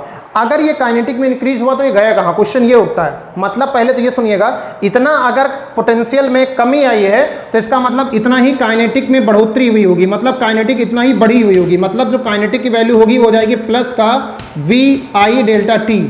अब ये कहाँ आती है? क्योंकि आप सबको पता है कि जो इलेक्ट्रॉन्स होते हैं जब उनमें पोटेंशियल डिफरेंस मेंटेन किया जाता है, तो आपने देखा था अभी ड्रिफ्ट वेलोसिटी वाले कॉन्सेप्ट में मैंने आपको समझाया था कि इलेक्ट्रॉन्स होते हैं एक्सेलरेट होते हैं, भागते हैं बहुत तेजी से। तो जो भागते हैं इसका मतलब उनकी काइनेटिक एनर्जी बढ़ती है। ये वही बढ़ी हुई काइनेटिक एनर्जी का फार्मूला मैंने यहाँ कर प्रूव किया। ये बढ़ी हुई काइनेटिक एनर्जी का formula V I delta T आता है। लेकिन हमने पढ़ा है स्टेडी फ्लो, मतलब कहने का ये हुआ, मैंने पढ़ा हुआ है कि ड्रिफ्ट वेलोसिटी मतलब इलेक्ट्रॉन्स जो होते हैं कांस्टेंट वेलोसिटी से चलते हैं। अच्छा, जब उनकी काइनेटिक एनर्जी बढ़ गई तो वो कांस्टेंट वेलोसिटी बढ़ गई जब उनकी, तब वो एक कांस्टेंट स्पीड से क्यों चल रहे हैं? क्वेश्चन ये उठता है, तो उसका जवाब ध्यान से सुनिएगा। एक्चुअली इलेक्ट्रॉन की काइनेटिक एनर्जी बढ़ी, लेकिन इलेक्ट्रॉन दूसरे इलेक्ट्रॉन से जाके टकरा गया। जब वो टकरा गया तो वहां पर कोलिजन के दौरान एनर्जी लॉस होती है। किस फॉर्म में लॉस होती है? तो उसका जवाब है हीट के फॉर्म में लॉस होती है। मतलब यही जो एनर्जी है वो हीट के फॉर्म में, मतलब यही जो एनर्जी है जब वो टकराया तो टकराने के बाद वहां पर एनर्जी का लॉस हुआ। तो जो एनर्जी लॉस हुआ अगर उसको हम H कह दें तो यही जो डेल्टा के है जो उसने काइनेटिक एनर्जी गेन की थी, टकराने के बाद यही काइनेटिक एनर्जी उसने लॉस कर दी। तो मेरे कहने का कुल मिलाकर मतलब क्या निकला? कुल मिलाकर मतलब ये निकला कि जो पोटेंशियल एनर्जी में लॉस हुआ था वो किसी काम नहीं आया। पोटेंशियल एनर्जी का लॉस जो लॉस था, पोटेंशियल एनर्जी का जो लॉस था वो हीट के फॉर्म में बाहर आया। और आप देखते भी हैं जब किसी वायर में, करंट में, वायर में चार्ज का फ्लो हो रहा होता है तो वहां पर हीट प्रोड्यूस होती है। हीटिंग इफेक्ट ऑफ करंट आपने पढ़ रखा है। तो यहां पर ये हीट के फॉर्म में निकलता है, या चाहें तो इसको W के फॉर्म में लिख लीजिए, क्योंकि एक प्रकार की एनर्जी है जो बाहर की ओर गई है। इसका मतलब ये एनर्जी का कंजप्शन हो रहा है वहां पर। Try to note this point. इतनी एनर्जी का वहां पर कंजप्शन हो रहा है करंट को सिर्फ फ्लो कराने के लिए, मतलब करंट फ्लो करती रहे, इसके लिए एनर्जी का लॉस हुआ है। इसको आप एनर्जी कंजप्शन कह सकते हैं। ठीक, तो अब हम ये जानना चाहते हैं कि एनर्जी मतलब कंजप्शन के रेट क्या है। तो जो रेट ऑफ एनर्जी कंजप्शन है उसी को हम पावर कहते हैं। रेट ऑफ एनर्जी कंजप्शन मतलब रेट ऑफ पावर या पावर कंजप्शन। तो पावर का जो फार्मूला होता है वो हमारा होगा वर्क डन अपॉन टाइम। तो अगर यहां से निकालेंगे तो यहां से फार्मूला आ जाएगा V इंटू आई। तो ये असली फार्मूला है पावर का जो आप लोगों के सामने आ गया। पावर इक्वल टू कितना आया? V इंटू आई। अब इसी में अगर आप ओम्स लॉ लगाकर आप पावर का और फार्मूला निकालना चाहें तो पावर का फार्मूला I स्क्वायर R भी आ जाएगा, और अगर निकलना चाहें तो V स्क्वायर अपॉन R भी आ जाएगा। तो पावर के देखिए 3 फार्मूले मैंने निकाले, और मैंने हेडिंग डलवाई थी एनर्जी एंड पावर। तो देखिए मैंने काइनेटिक एनर्जी निकलवाया, हीट एनर्जी निकलवाया, पोटेंशियल एनर्जी निकलवाया, सारी एनर्जीज निकलवा दी और साथ साथ में पावर के 3 फार्मूले निकाल दिए। तो इस तरीके से हमारा ये टॉपिक भी खत्म होता है। लेकिन यहाँ पर एक बहुत ही बड़ा सवाल जो हमारी बोर्ड एग्जाम ने हमसे भी पिछले 2-3 साल पहले पूछा, वो सवाल सुनकर मैं चकरा गया था कि वो सवाल क्या था। उसका जवाब यहीं कहीं से मुझे मिला था बहुत ढूंढने के बाद। वो सवाल भी आप लोगों के सामने अभी अभी मैं ताज़ा रख दे रहा हूँ। इसलिए रख दे रहा हूँ क्योंकि जब वो सवाल आप सुनेंगे तो आपको भी मज़ा आएगा। बोर्ड एग्जाम ने कहा कि जब हमको पता है कि हमारे घरों में, बहुत ध्यान से आप लोग भी सुनिएगा, हमारे घरों में जो इलेक्ट्रिसिटी खर्चा होती है वो कितनी खर्चा होती है। तो जवाब है भैया हम अपने घरों में 220 वोल्ट लेते हैं। फिर हमारे घरों के बाहर पावर सप्लाई में 11,000 वोल्ट क्यों आती है? पागलपना कितना बड़ा किया जाता है। देखिए 11,000 वोल्ट की सप्लाई आती है, फिर उसको ट्रांसफार्मर में डालकर उसको 220 वोल्ट में कन्वर्ट किया जाता है, फिर हमारे घर में भेजा जाता है। अरे यार 220 ही सीधा भेजो ना, ट्रांसफार्मर लगाने की क्या जरूरत है, आए दिन वो जल भर जाता है, फिर चलो उसको बदलाओ, 10 दिन बीच में लाइट नहीं रहती है, बिजली पंखा चलता नहीं है, हम मर जाते हैं, मोबाइल रिचार्ज नहीं हो पाता, वीडियो उत्तम सर के देख नहीं पाते। अब इतनी समस्याएं हैं तो इसका कारण कोई ना कोई होगा। ठीक, गवर्नमेंट पागल तो है नहीं, इलेक्ट्रिक डिपार्टमेंट वाले पागल तो है नहीं, इंजीनियर जो पढ़ के गए वो ये तो है नहीं कि पढ़े लिखे नहीं है, कोई ना कोई रीजन होगा जो वो 220 हमको घर में पहुंचानी होती है, भेजते 11,000 है। मतलब ये वैसे ही है जैसे हम आपको 100 रुपया देना चाहते हैं, ठीक, तो हमने मनी ऑर्डर किया 1 लाख रुपए का, 1 लाख रुपए का मनी ऑर्डर किया और कहा एक काम करिएगा, जब डाकिया को आपके घर लेकर जाए तो उसको 100 रुपये दे दीजिएगा, बाकी सारा वापस ले आइएगा। अबे यार ये कौन सी बात हुई।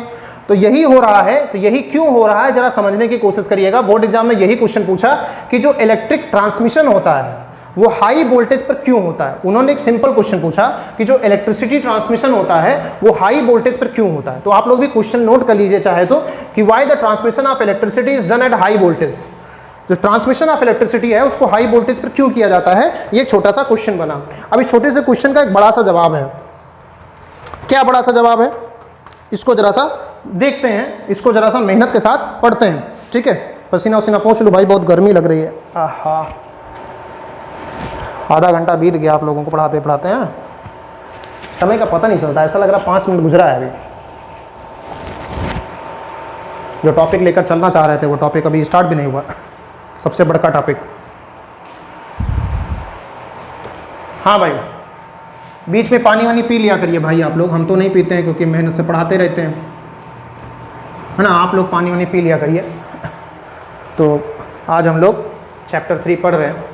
कैसे लग रही है आप लोगों को क्लास मज़ेदार लग रही है ना, एकदम बढ़िया। बताते रहा करिए ताकि हमको भी लगे भाई हम पढ़ा उड़ा रहे हैं, आपको पता चल रहा है ना। कैसा लग रहा है आप लोगों को हमें बताते रहिएगा।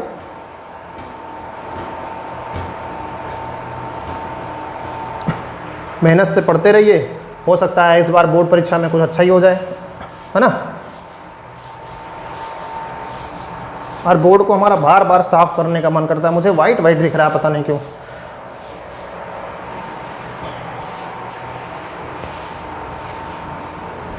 हाँ वाइट तो है यार, ये साफ नहीं है। हाँ, हम बात कर रहे थे कि Y electric transmission is done at high voltage. तो उसका थोड़ा सा जवाब हमारे पास है, मैं तैयार करके लाया हूँ, आप लोग बताता हूँ ज़रा। देखिएगा, ये जो हमारी पावर सप्लाई होती है, इसमें जो वायर्स होते हैं, इन वायर्स का एक रेजिस्टेंस होता है। हमने मान लिया इनका जो रेजिस्टेंस है वो RC है, इनका जो रेजिस्टेंस है वो RC है। ठीक, इन वायर में जो पोटेंशियल डिफरेंस मेंटेन है वो V वोल्ट है, और इसमें जो करंट का फ्लो हो रहा है वो I है। तो इसकी जो पावर होगी, उस पावर का फार्मूला क्या होगा, तो उसका जवाब है इसकी जो पावर होगी उसका फार्मूला होगा V × I। ठीक, क्वेश्चन नंबर 1 हो गया, सीधा सीधा इसका फार्मूला हो गया V × I।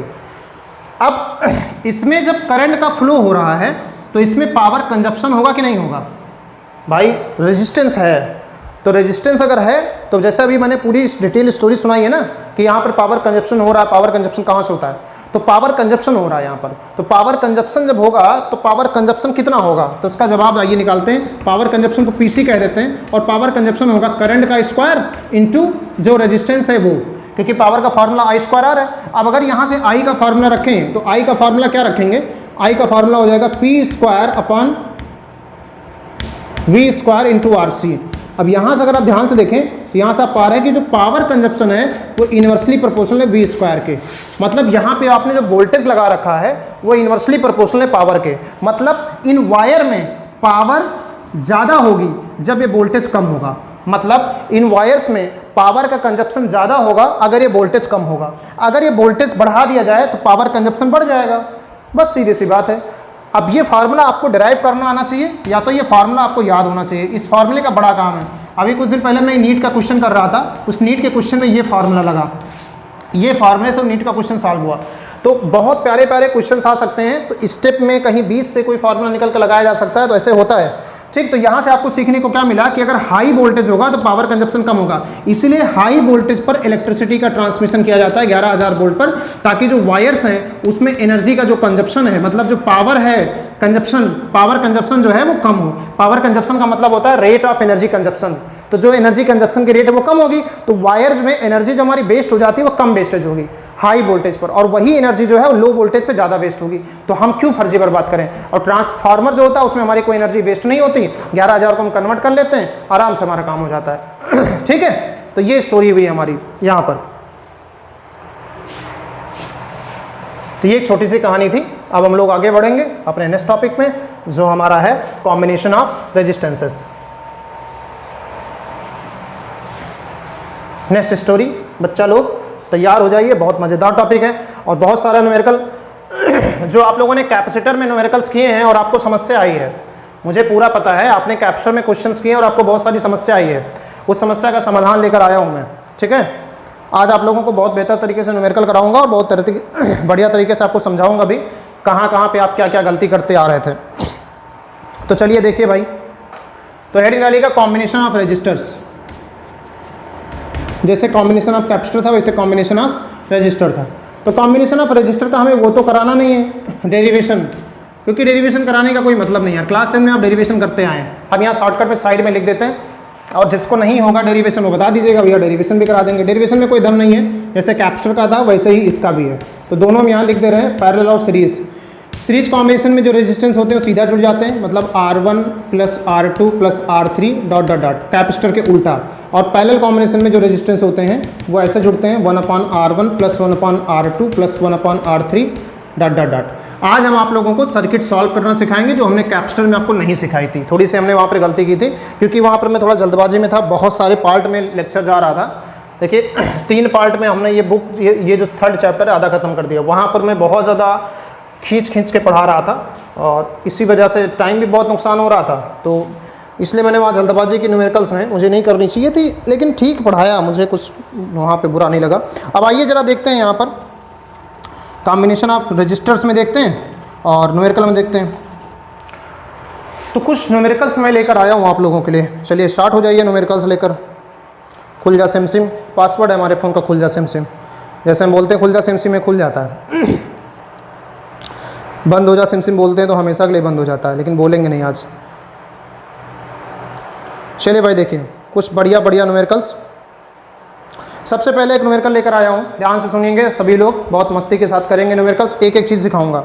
ठीक, आ लेटर ए, एक लेटर है ए, ये बना लिया हमने ए। कहोगे सर इतना बड़ा बनाने की क्या जरूरत है, छोटे से बना लेते हैं। न्यूमेरिकल है भैया इसलिए बड़ा बनाया। सबसे पहला क्वेश्चन ताजगी भर देगा शरीर में।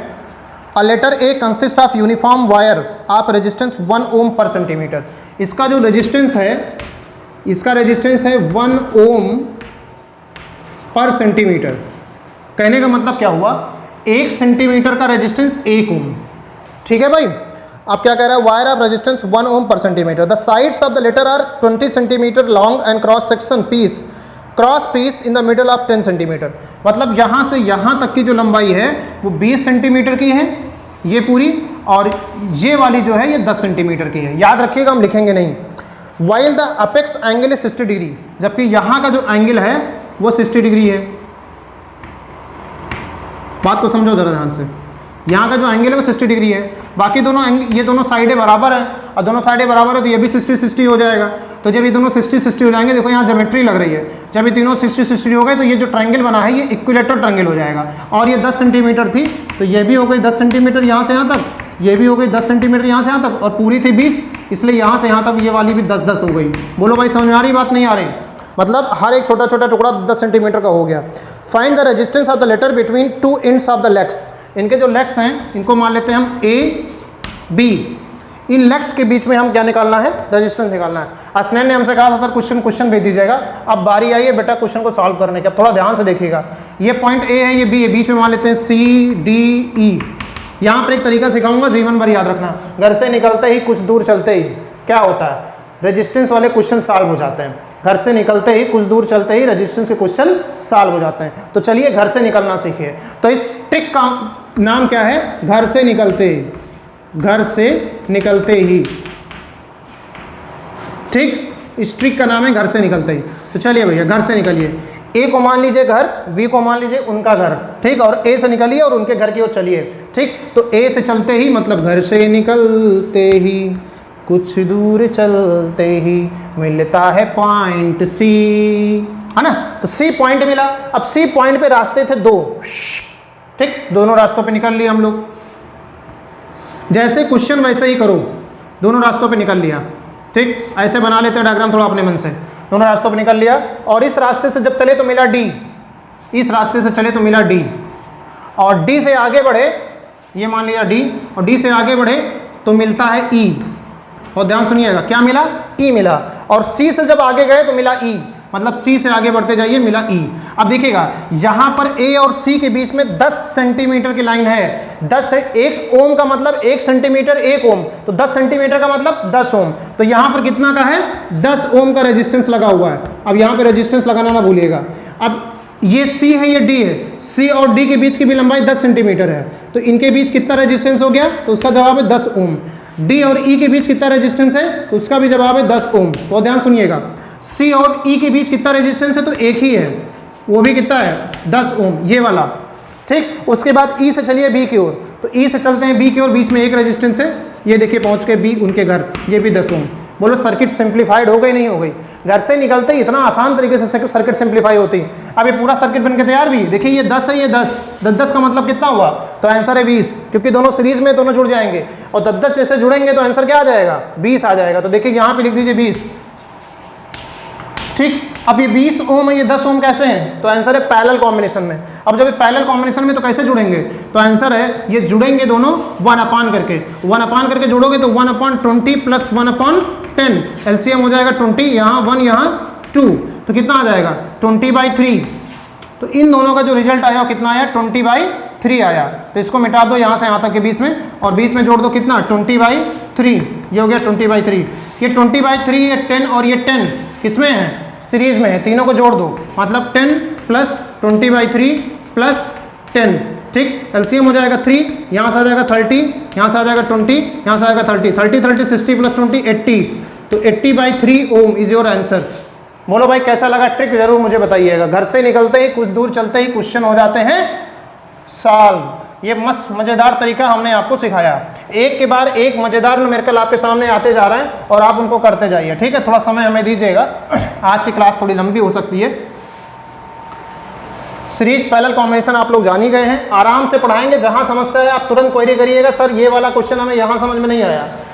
ठीक है, फिर आप लोगों को हम सपोर्ट देंगे, बैसाखी बन जाएंगे आप लोगों की, चिंता मत करिए भाई।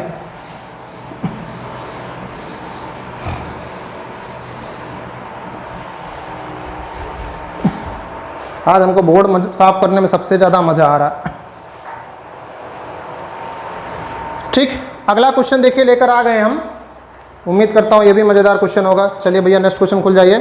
क्वेश्चन आईआईटी का है और क्वेश्चन क्या कह रहा है, find the given network of find in the given network of resistors the equivalent resistance between point A and B. कहीं कोई इक्विवेलेंट सर्किट बनी, देखिए सर्किट बनी हुई है, यहाँ पर ए है और ऊपर चलते हैं तो यहाँ पे रेजिस्टेंस मिलेगा 3 ओम का, फिर यहाँ पर है डी,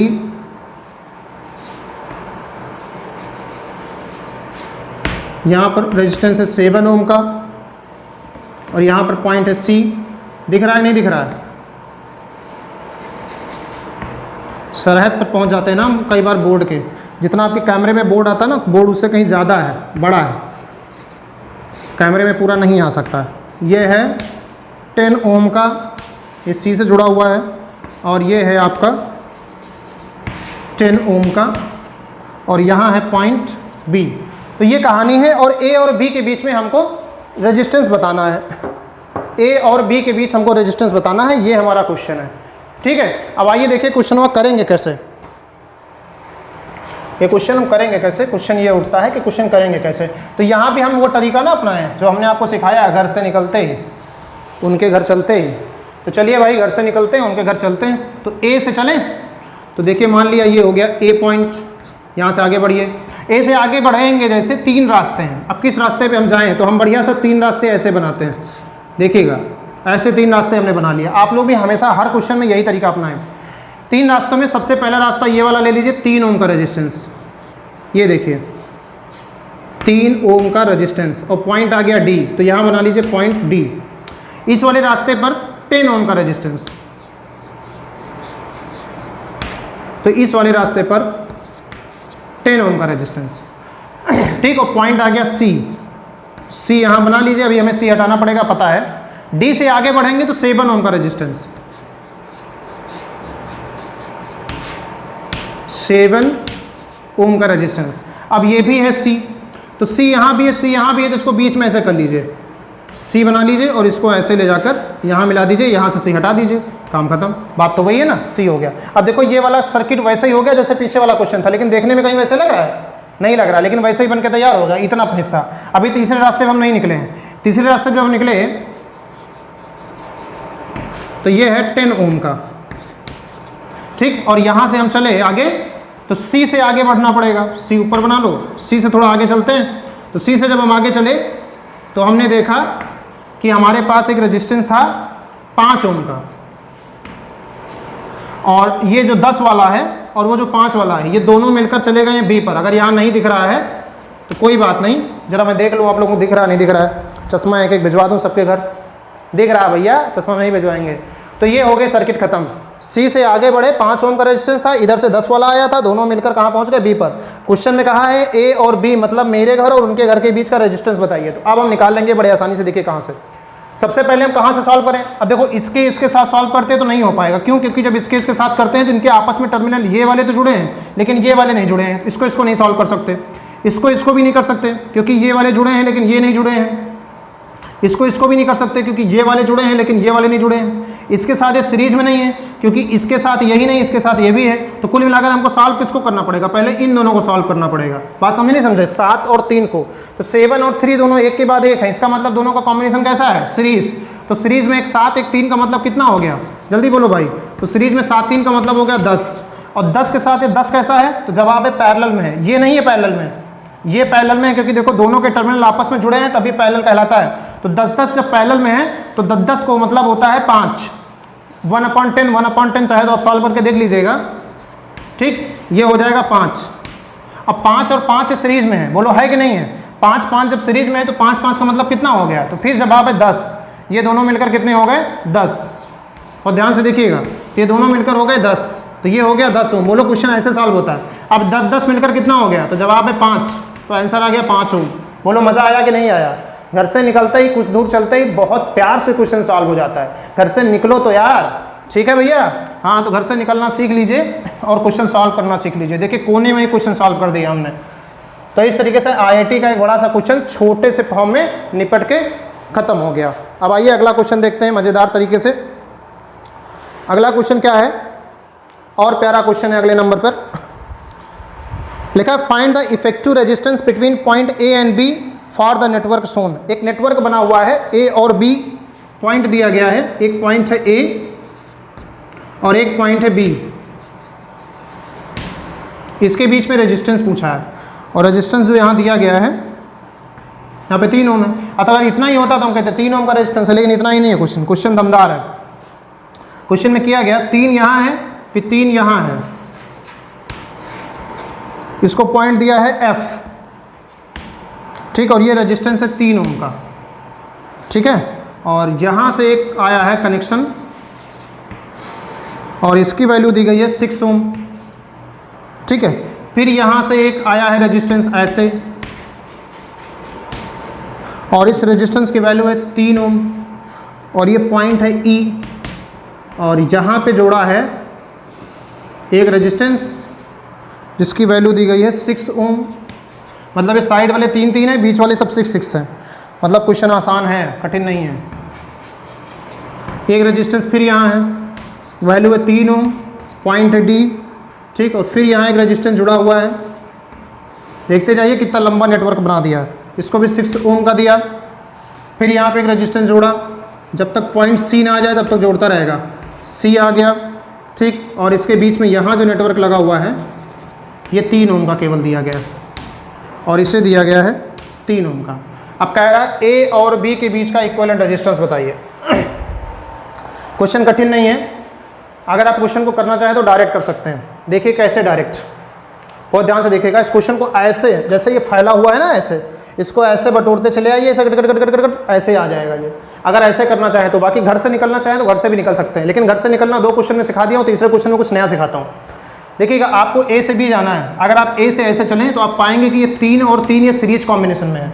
अगर ये 3 सीरीज में है तो आप यहाँ पर क्या लिख सकते हैं, 3 को 6 लिख सकते हैं। बोलो भाई लिख सकते नहीं लिख सकते हैं। इस 3 को क्या लिख सकते हैं, 6। तो हमने क्या किया, इस 3 को लिख दिया 6। बोलो भाई, अब ये 6 कैसे हैं, देखो इस 6 का भी एक टर्मिनल ए से है, इस 6 का भी एक टर्मिनल ए से है, दोनों टर्मिनल इधर वाले डी से हैं, मतलब दोनों कैसे कॉम्बिनेशन में, पैरेलल में। पैरेलल में जब होते हैं दो चीज़ें तो आधी हो जाती है, मतलब ये हो गया 3, मतलब इन दोनों को अगर हम हटा दें तो यहाँ पे हमें नेट मिला कितना, 3 ओम का मिला। अब ये 3 और ये 3 कैसे हैं, सीरीज में, तो ये 3 सीरीज का मतलब कितना हो गया, तो इसका जवाब है ये 3 सीरीज का मतलब हो गया ये 6 ओम है, तो ये हो गया हमारा 6 ओम। अब ये 6 और ये 6 किस में है, तो जवाब है ये दोनों सीरीज में है, तो इसको हटा दो और यहाँ पे लिख दो सीरीज का 3 ओम। बोलिए भाई, अब ये 3 और ये 3 किस में है, तो जवाब ये 3 और 3 किस में है, सीरीज में है, और जब सीरीज में है तो इसका मतलब क्या हुआ, 3 कितना हो गया, 6। अब फिर वही सवाल, ये 6 और ये 6 किस में है, तो इसका जवाब है ये 6 और 6 पैरेलल में है, और नेट रेजिस्टेंस हो गया 3 का। देखिए कितना मज़ेदार क्वेश्चन है। अब ये 3 ऐसे चलोगे तो 3 कितना हो गया, 6। अभी 3 6 हो गया, तो यहाँ पर ऐसे बना लीजिए, ऐसे, ठीक, और ये रेजिस्टेंस लगा लीजिए, और ये हो गया 6 का। अब ए से बी के बीच में 2 रेजिस्टेंस है, दोनों पैरेलल हैं, ठीक, पता नहीं 6 आया था, हाँ 6 आया था, चलो मान लेते हैं, 3 6 आया था, 6 3 आया था, जो भी है, ठीक, सॉल्व कर लो कि अगर यहाँ देख लेना, हो सकता है यहाँ 3 ना आ जाए, 3 होगा तो 1.5 आ जाएगा, 6 3 होगा तो 1/6 प्लस 1/3 कर लीजिएगा, यहाँ पे आ जाएगा 6 और यहाँ पे 1, यहाँ पे 2, मतलब ये हो जाएगा 3/6, मतलब 1/2, मतलब 2 ओम नेट रेजिस्टेंस आ जाएगा आपका आंसर। ठीक है भाई, तो इस तरीके से सॉल्व हो जाएगा, और अगर हमने यहाँ गलत लिख दिया होगा तो दूसरे तरीके सॉल्व कर लीजिएगा। तो कुल मिलाकर क्वेश्चन को देखिए नई ट्रिक से आपने सॉल्व करना सीख लिया, तो बस मज़ेदार तरीके से सीखते जाइए आज की क्लास में। इसी तरीके से जो कैपेसिटर वाले क्वेश्चंस थे वो भी आप कर पाएंगे आज की क्लास से सीखने के बाद। ठीक है, तो ये क्वेश्चन देखिए आपने कर लिया। अब आइए आपको एक नया क्वेश्चन सिखाते हैं। यहाँ पर हमारे पास है, सीबीएसई में आया हुआ क्वेश्चन है, लिखा calculate the current shown by the ammeter. Ammeter की करंट बतानी है। क्वेश्चन क्या है जरा ध्यान से देखिएगा।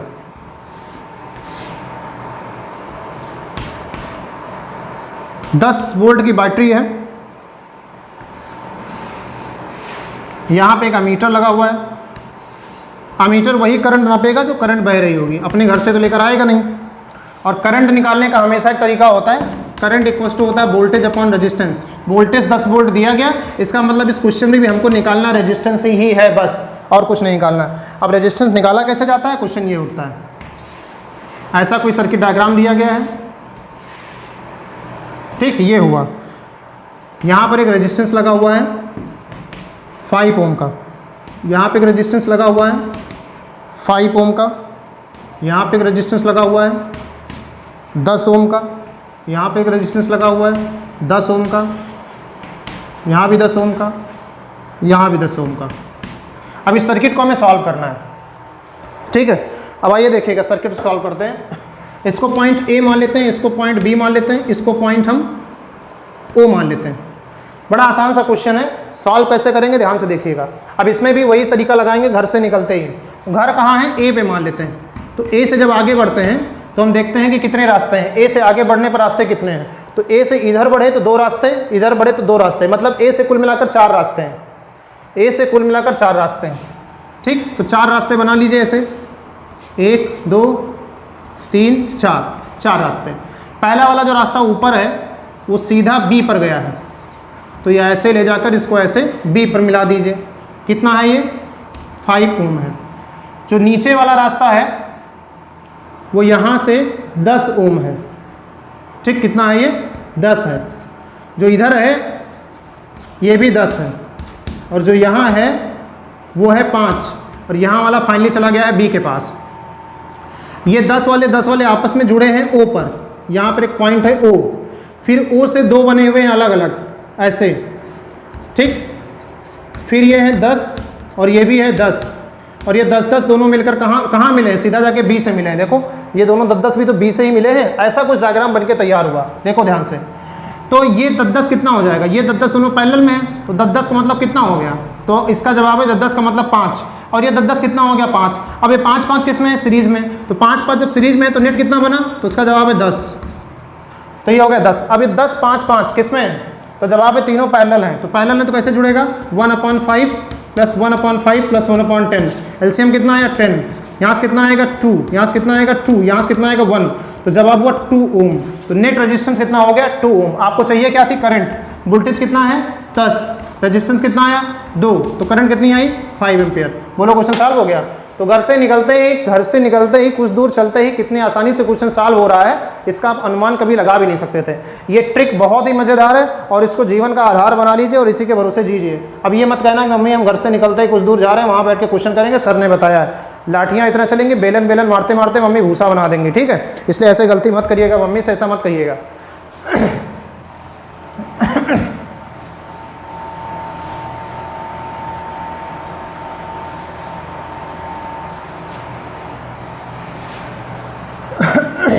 ये क्वेश्चन जरा अपने हाथ से भी ट्राई करते रहिए।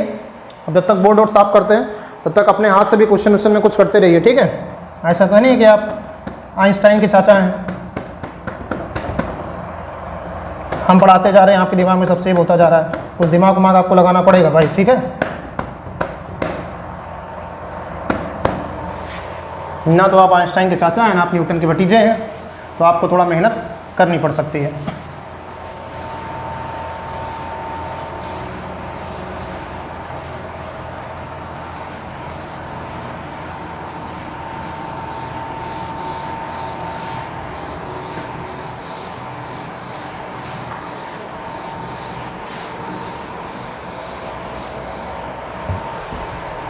चलिए भाई अगला केस देखिए।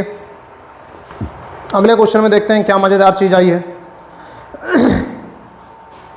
अगला क्वेश्चन बोर्ड एग्जाम का सबसे पसंदीदा क्वेश्चन है और इस क्वेश्चन को हम आपसे रिक्वेस्ट भी करते हैं कि इस क्वेश्चन को करिएगा और 2-3 बार प्रैक्टिस कर लीजिएगा, क्योंकि क्वेश्चन पता नहीं कि मुझे लगता है कि आने वाले सालों में बोर्ड एग्जाम में आ जाएगा, हो सकता है कोई इसी साल आ जाए, ठीक है। गला मेरा मुझसे कह रहा बेटा अब तुम क्लास बंद कर दो, निकल लो बहुत तेज़ी से। मैं कह रहा हूँ नहीं भैया आज नहीं जाऊँगा, आज पढ़ा के जाऊँगा।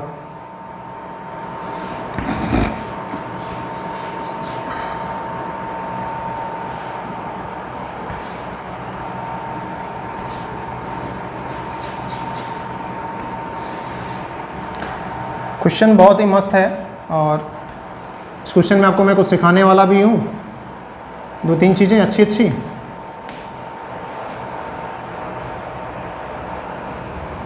कौन अभी फंसा कहाँ रहा है मुझे? सी है। आवाज़ आपको क्लियर आती रहती है ना। ये 5 ओम का रेजिस्टेंस है, अंदर लिख दें, पता नहीं बाहर दिख रहा है कि नहीं दिख रहा है। 5 ओम का रेजिस्टेंस है और यहाँ पे पॉइंट है डी और ये डायरेक्ट जुड़ा हुआ है। अगर ए और डी डायरेक्ट जुड़े हुए बीच में कोई रेजिस्टेंस नहीं है, इसका मतलब जो ए है वही डी है। ये भी ध्यान रखिएगा, जो ए है वही डी है। इसका एक मतलब ये भी निकला, ये जो रेजिस्टेंस है 30 ओम का है यहाँ वाला, ये जो है ये 15 ओम का है यहाँ वाला, जो ऊपर वाला है ये 5 ओम का है, ये साइड वाला 5 ओम का है। यहाँ पे करंट की वैल्यू दी गई है 0.2 एम्पियर, ठीक। और यहाँ भी करंट की वैल्यू दी गई है 0.2 एम्पियर और यहाँ पे अननोन रेजिस्टेंस की वैल्यू दी गई। यार ऐसे सॉल्व नहीं होगा, इसमें एक चीज़ हमको और पढ़ानी पड़ेगी, मुझे पता नहीं क्यों लग रही है। मैं ट्राई करता हूँ सॉल्व करने की। इसमें मुझे एक नया कॉन्सेप्ट पढ़ाना पड़ेगा, ईएमएफ और किरचॉफ्स लॉ, तो चीज़ पढ़ानी पड़ेगी। लेकिन मैं इसके बिना करने की कोशिश करूँगा, हो जाएगा तो बहुत अच्छी बात है, नहीं होगा तो छोड़ दूँगा, बाद में करूँगा। लेकिन इसको मैं आज करने की कोशिश करूँगा और मैं आपको इसको समझा के जाऊँगा, मुझे पूरा विश्वास है कि मैं समझा ले जाऊँगा। ABCD, ठीक। यहाँ पे मैं अपने मन से लिख दे रहा हूँ, बुक पे नहीं बना हुआ है। EF। क्वेश्चन में क्या कह रहा है? Calculate the value of resistance R। इस रेजिस्टेंस की वैल्यू पता करनी है in the circuit shown in the figure so that the current in the circuit is 0.2 ampere. What would be the potential difference between point A and B। ए और B के बीच potential difference कितना होगा ये बताना है। तो 2 चीज़ें मुझे बतानी है, एक तो मुझे रेजिस्टेंस R की वैल्यू बतानी है, ठीक, और AB के बीच का पोटेंशियल डिफरेंस बताना है। AB के बीच का पोटेंशियल डिफरेंस हम कैसे बताएंगे? तो पोटेंशियल डिफरेंस का फार्मूला होता है V = IR, तो उसमें फ्लो होने वाली करंट मल्टीप्लाइड बाई वहाँ का रेजिस्टेंस, तो वहाँ का रेजिस्टेंस है 15, तो वहाँ की करंट निकाल के 15 से मल्टीप्लाई कर देंगे, वहाँ का वोल्टेज भी आ जाएगा। तो ये हमारा कुछ टास्क है। अब देखिएगा यहाँ पे 2 बैटरियाँ लगी हुई हैं, एक 2 वोल्ट की, एक 6 वोल्ट की। अगर इन बैटरियों को एक साथ जोड़ के देखें तो ऐसे लगी हुई हैं, देखो ऐसे लगी हुई हैं। ये 6 वाली है, ये 2 वाली है, तो दोनों लगी हैं प्लस माइनस माइनस प्लस, तो उल्टा लगी हुई है। इसका मतलब एक काम करेंगे 4 वोल्ट के बराबर।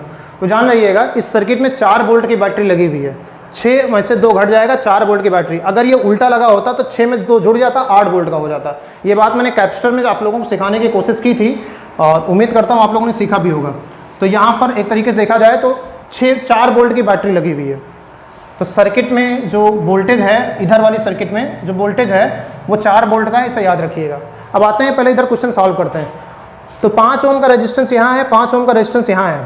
तो अगर ध्यान से देखा जाए तो 5 ओम का मतलब हो गया 10 ओम। बहुत ध्यान से सुनिएगा, 10 ओम का रेजिस्टेंस हो गया यहाँ। अब ये 10 ओम इस 30 ओम के साथ पैरेलल है, तो 10 को अगर 30 के साथ पैरेलल साबित करोगे तो कैसे सॉल्व होगा? 1/10 + 1/30 मतलब हो गया 30, यहाँ हो गया 3, यहाँ हो गया 1। क्या मैं सही लिख रहा हूँ? 10 5 5 10 और यहाँ 30, बिल्कुल सही लिख रहा हूँ मैं। I am right. तो ये हो गया 3/4, 4/30 मतलब हो गया ये 2/15, रेसिप्रोकल होगा तो हो जाएगा 15/2। मतलब ये हुआ कि इस बी पॉइंट से उधर का जो पूरा रेजिस्टेंस है वो 15/2 है और इधर का जो रेजिस्टेंस है वो 15 है। Try to get my point please. चाहो तो मैं इसको रफ कर सकता हूँ इसको मैं रफ कर सकता हूँ सर्किट को सिंप्लीफाई करने के लिए। डी पॉइंट ही ए पॉइंट है, इसको भी मैं रफ कर सकता हूँ और मैं आपको सीधा सीधा बता सकता हूँ कि यहाँ पे जो टोटल रेजिस्टेंस आया है वो आया है 15/2 का, 2 ओम का आया। इतनी बड़ी सी सर्किट है बस। ए बी के बीच दो रेजिस्टेंस हैं, एक 15 का और एक 15/2 का। ये जो 15/2 आया है ये अगर 15 के साथ ऐड होगा तो पैरेलल में ऐड होगा। कहने का मतलब ये है कुछ ऐसे ऐड होगा 2/15 + 1/15 मतलब 3/15 मतलब 1/5 मतलब 5। मतलब इन दोनों का जो नेट रेजिस्टेंस आएगा, इन दोनों का जो नेट रेजिस्टेंस आएगा वो 5 आएगा। बहुत अच्छी बात है भाई। यहाँ का जो नेट रेजिस्टेंस आएगा यहाँ का तो वो 5 आएगा। इसको मान लीजिए बी पॉइंट और इसको मान लीजिए ए पॉइंट। यहाँ का जो नेट रेजिस्टेंस आ गया 5 ओम आ गया। बहुत अच्छी बात है। अब ये आपके पास एक क्लोज सर्किट बन के तैयार हुई। बोलो हाँ, बन के तैयार हुई। इस क्लोज सर्किट का वोल्टेज हमने कितना बताया था? तो आपका जवाब है सर इस क्लोज सर्किट का वोल्टेज आपने बताया था 5 वोल्ट। इस क्लोज सर्किट के अंदर करंट कितनी है? आपने अभी अभी निकाली थी। इस सर्किट की करंट 0 पॉइंट निकाली क्या थी? दी गई थी 0.2 एम्पेयर। अब वोल्टेज भी पता है इस सर्किट का, करंट भी पता है इस सर्किट की, तो सर्किट का रेजिस्टेंस कितना होगा? तो सर्किट का रेजिस्टेंस निकाल लेते हैं। सर्किट का रेजिस्टेंस होता है V/I। V कितना है? 4 और I कितना है? 0.2। इसको काटोगे तो कितना आएगा? 20 ओम। मतलब इस पूरे सर्किट का जो रेजिस्टेंस है वो 20 है, जबकि है कितना यहाँ पे वर्तमान में? 10 यहाँ है, 5 यहाँ है। मतलब यहाँ कुछ होगा ताकि 20 हो जाए। तो 10 ये 5 ये, ऐसे जाओगे तो सीरीज में ही तो पड़ेगा। तो 10 5 15, तो यहाँ कितना बचा? 5। तो जो अननोन रेजिस्टेंस था जिसको हमें निकालना था कितना आ गया? 5 ओम का आ गया। अब क्वेश्चन ये उठता है कि इसमें के करंट बताओ। तो भाई करंट तो 0.2 एम्पियर है ही है, तो ए बी का जो वोल्टेज हो जाएगा 0.2 × 15। तो 15 2 जा 30, 3 वोल्ट। तो यहाँ का जो रेजिस्टेंस आ गया कितना आ गया? 3 वोल्ट का रेजिस्टेंस आपका आ गया। तो आपने देखा किस तरीके से आपने क्वेश्चन यहाँ पर मज़ेदार तरीके से सॉल्व किया हुआ है। ठीक है।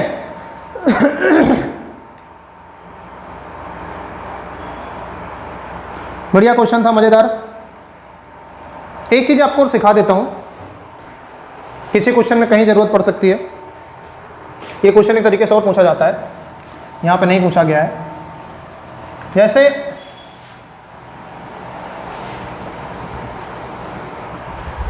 एक शॉर्ट ट्रिक सिखा देता हूँ। जैसे सर्किट में करंट आई है, ठीक, और यहाँ पे 2 रेजिस्टेंस लगे हुए हैं। एक यहाँ पे R1 रेजिस्टेंस है और यहाँ पे R2 रेजिस्टेंस है, ठीक। और ऐसे ही है, आपसे कहा कि आई करंट यहाँ पर आई है और इसका रेजिस्टेंस R1 इसका रेजिस्टेंस R2 है, तो इसमें कितनी करंट जाएगी? तो करंट इन R1 कितनी होगी उसका एक फार्मूला हम लिख देते हैं। कभी आपको ज़रूरत पड़ेगी तो आप निकाल लीजिएगा। करंट इन R1 निकालनी है तो उसका फार्मूला होता है R2 अपान, मतलब R1 के साथ जो नेट पैरेलल में है। अगर यहाँ 2-3 होंगे तो सबका नेट, सबको जोड़कर नेट लिखेंगे। R2 upon R1 + R2 into current I। ये हो जाएगी R1 की करंट, मतलब I1 का फार्मूला। और इसी तरीके से अगर आप R2 की करंट I2 का फार्मूला लिखेंगे तो उसका फार्मूला हो जाएगा R1 upon R1 + R2 into I। ये फार्मूला बनेगा। ये 2 फार्मूले आप नोट कर लीजिएगा। पैरेलल कॉम्बिनेशन में करंट डिवाइड होती है, आपने पढ़ा था ना, पैरेलल कॉम्बिनेशन में करंट डिवाइड होती है। तो डिवाइड होकर जाती कितनी कितनी है, मतलब यहाँ पे अगर I है तो उधर कितनी जाएगी, इधर कितनी जाएगी। तो हमने लेट किया कि इधर I1 जाएगी और इधर I2 जाएगी। तो I1 की वैल्यू कितनी होगी? तो I1 की वैल्यू ये होगी और I2 की वैल्यू कितनी होगी? ये होगी। अगर इन दोनों को जोड़ दोगे तो देखना सिर्फ I फिल लौट आएगा। चाहे तो जोड़ कर देख लो, I1 + I2 करोगे ये पूरा कट जाएगा, सिर्फ I आएगी। तो ये फार्मूला है करंट डिवाइड करने का, इसे करंट डिवीजन रूल कहते हैं। ये फार्मूला मैंने खुद से निकाला हुआ है, घर से निकलते ही कुछ दूर चलते ही जो मेथड है वो मेरा खुद का मेथड है। तो यहाँ पर मैंने बहुत सारी मेहनत की हुई चैप्टर में, खुद पढ़ के फिर मैंने बहुत सारी चीज़ें निकाली है आप लोगों के लिए। तो इन सबको नोट करें, आपकी लाइफ को बहुत आसान बनाने वाली चीज़ें हैं। आइए एक नेक्स्ट क्वेश्चन और देखते हैं।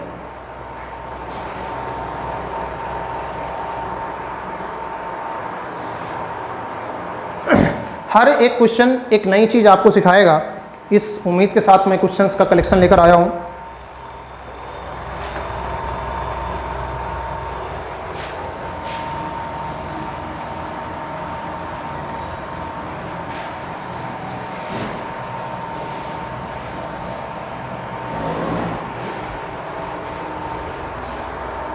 क्या कहता है ये क्वेश्चन, जरा ध्यान से देखिएगा।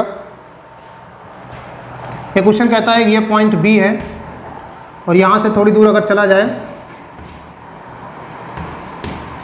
यहाँ पे 3 ओम का रेजिस्टेंस है और यहाँ पे चले तो सी पॉइंट है, फिर यहाँ पे चले तो कैपेसिटर है और यहाँ पे पहुँचे तो ये ई पॉइंट मिला। ठीक, बी से हम नीचे चले जाएं, कोई बीच में कोई डिवाइस नहीं लगी हुई है, इसे पॉइंट ए माना गया। अब ए और बी के बीच में अगर कोई डिवाइस नहीं लगी है, इसका मतलब ए ही बी है, बी ही ए है, ऐसा मानिएगा। ठीक है, और ये हो गया आपका 3 ओम का रेजिस्टेंस। ठीक, ये पॉइंट आपका डी है, डी और सी के बीच में 3 ओम का रेजिस्टेंस है। बड़ा सा क्वेश्चन है काफ़ी ये। और फिर यहाँ पर आने के बाद 3 ओम का एक रेजिस्टेंस है और यहाँ पर खुल जा भाई, 3 ओम का रेजिस्टेंस यहाँ भी है। ठीक है, और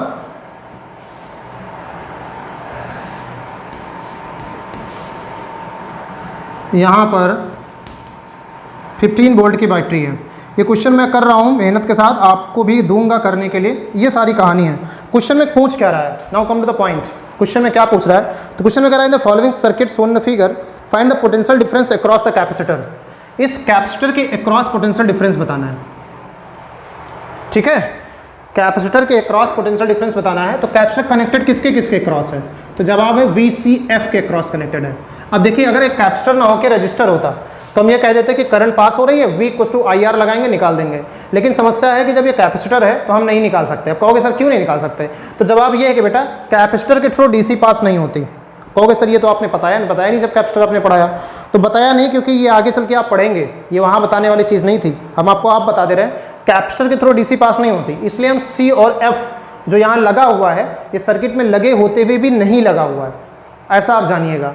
तो वास्तव में आपका जो पॉइंट है A B C D, इसे आपने F माना हुआ है ना, तो इसे आप E मानिए, इसको आप E मानिए।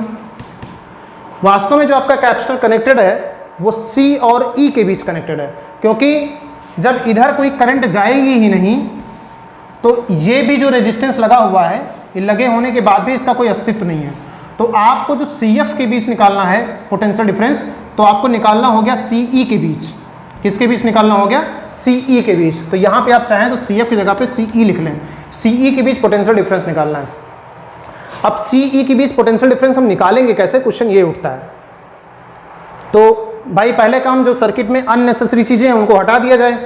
तो सर्किट में अननेसेसरी क्या है, सर्किट में ये अननेसेसरी है क्योंकि सर्किट में लगा हुआ है लेकिन उसमें करंट नहीं जाएगी क्योंकि कैपेसिटर में DC जाती नहीं है, तो ये दोनों बाहर हो गए। ठीक, अब ये कहानी हमारी बन के आ गई। अब आइए इसको सॉल्व करते हैं। तो जब हम सॉल्व करेंगे तो हमने देखा कि ये 3 और ये 3, लेकिन हमको इस C और इस E के बीच का पोटेंशियल डिफरेंस पता करना है। तो भैया पहले तो एक काम करना पड़ेगा, सर्किट की नेट करंट निकालनी पड़ेगी, क्योंकि करंट निकालने बिना पोटेंशियल डिफरेंस नहीं निकाला जा सकता। तो 3 यहाँ पे है, 3 यहाँ पे है, तो नेट जो रेजिस्टेंस हुआ इस सर्किट का, ये 3 3 हो गया 6, मतलब यहाँ का 6 हो गया और यहाँ का 3, तो पैरेलल में आएगा तो 1/6 + 1/3, तो ये हो जाएगा आपका 6 1 + 2 मतलब 3/6 मतलब 1/2 मतलब 2। तो इतने का जो नेट रेजिस्टेंस आया वो 2 आया। अब 2 ये 3 के साथ सीरीज में होगा तो आ जाएगा 3 to 5। तो सर्किट की जो करंट हुई वो कितनी हुई, तो सर्किट की जो करंट का फार्मूला आया वो आ गया करंट का फार्मूला हो जाएगा 15/5 मतलब 3 एम्पियर, मतलब यहाँ से जो करंट निकलेगी वो 3 एम्पियर की करंट निकलेगी, ये यहाँ से निकलेगी 3 एम्पियर। अब ये करंट जब यहाँ से 3 एम्पियर निकलेगी तो डिवाइड होगी, अब आ गए ना वही जो हमने अभी बताया था, डिवाइड होगी। तो ऊपर कितना है, ऊपर है 6, 3 + 3 6, और नीचे कितना है 3, और डिवाइड होगी तो 3 एम्पियर कैसे डिवाइड होगी, आप लोग डिवाइड रूल लगाइएगा, मैं थोड़ा शॉर्ट ट्रिक और जानता हूँ। देखिएगा 3 है तो उल्टा रेजिस्टेंस के उल्टा रेशियो में डिवाइड होती है, ऊपर 6 है नीचे 3 है, तो ऊपर जाएगी ज़्यादा रेजिस्टेंस है तो ऊपर जाएगी कम, तो ऊपर हो जाएगी 1 एम्पियर। मैं यहाँ पे शॉर्ट ट्रिक लगा दे रहा हूँ, आप लोग लगा के निकालिएगा। 1 एम्पियर हो गई और यहाँ पे हो गई 2 एम्पियर। तो ऊपर अगर जाएगी 1 एम्पियर की तो इसमें चली जाएगी 1 एम्पियर की करंट, ठीक, और इसमें चली आएगी 1 एम्पियर की करंट, और यहाँ भी चली आएगी 2 एम्पियर की करंट, और इधर से आएगी 1 एम्पियर और इधर से आएगी 2 एम्पियर, तो यहाँ पे हो जाएगी 3 एम्पियर की करंट। बात समझ रहे हैं हमारी कि नहीं समझ रहे हैं? तो ये हुई हमारी कहानी। अब हमको निकालना क्या है, सी और ई के बीच का पोटेंशियल डिफरेंस, इस पॉइंट और इस पॉइंट के बीच का पोटेंशियल डिफरेंस निकालना है।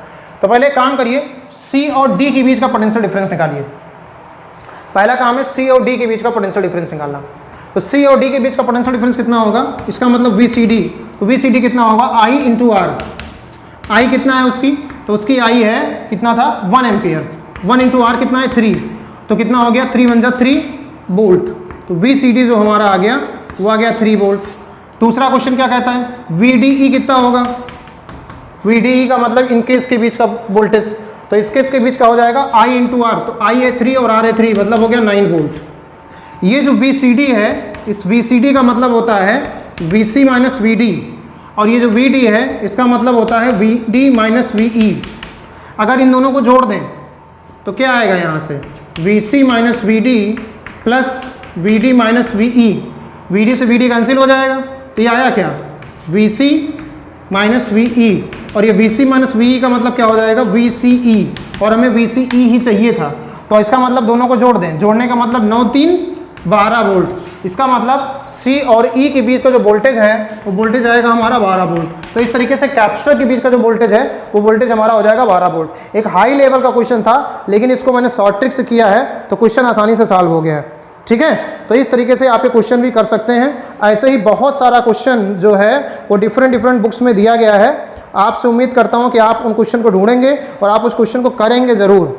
अगर नहीं करेंगे तो अपने साथ बहुत बड़ी लापरवाही करेंगे। ये क्वेश्चन बहुत मज़ेदार था। कोई समस्या अगर आई है, इसमें समझ में नहीं आया है तो हमें आप बताइएगा, हम फिर से आपको समझाएंगे, लेकिन उम्मीद करता हूँ बेहतर तरीके से आपको समझ में आ गया होगा। तो बच्चों फिर मिलते हैं नेक्स्ट क्लास में कुछ न्यूमेरिकल के साथ, और अगला टॉपिक एक मज़ेदार टॉपिक है उसके साथ। तो चैप्टर 3 आप लोग बहुत एंजॉय कर रहे होंगे, मुझे पूरा भरोसा है। करंट इलेक्ट्रिसिटी आपके दिमाग से, आपके सर से लेकर पैर तक बढ़िया मात्रा में फ्लो कर रही होगी। तो अपना ख्याल रखिए, फिजिक्स को मस्ती के साथ पढ़ते रहिए और एंजॉय करते रहिए। जय हिंद।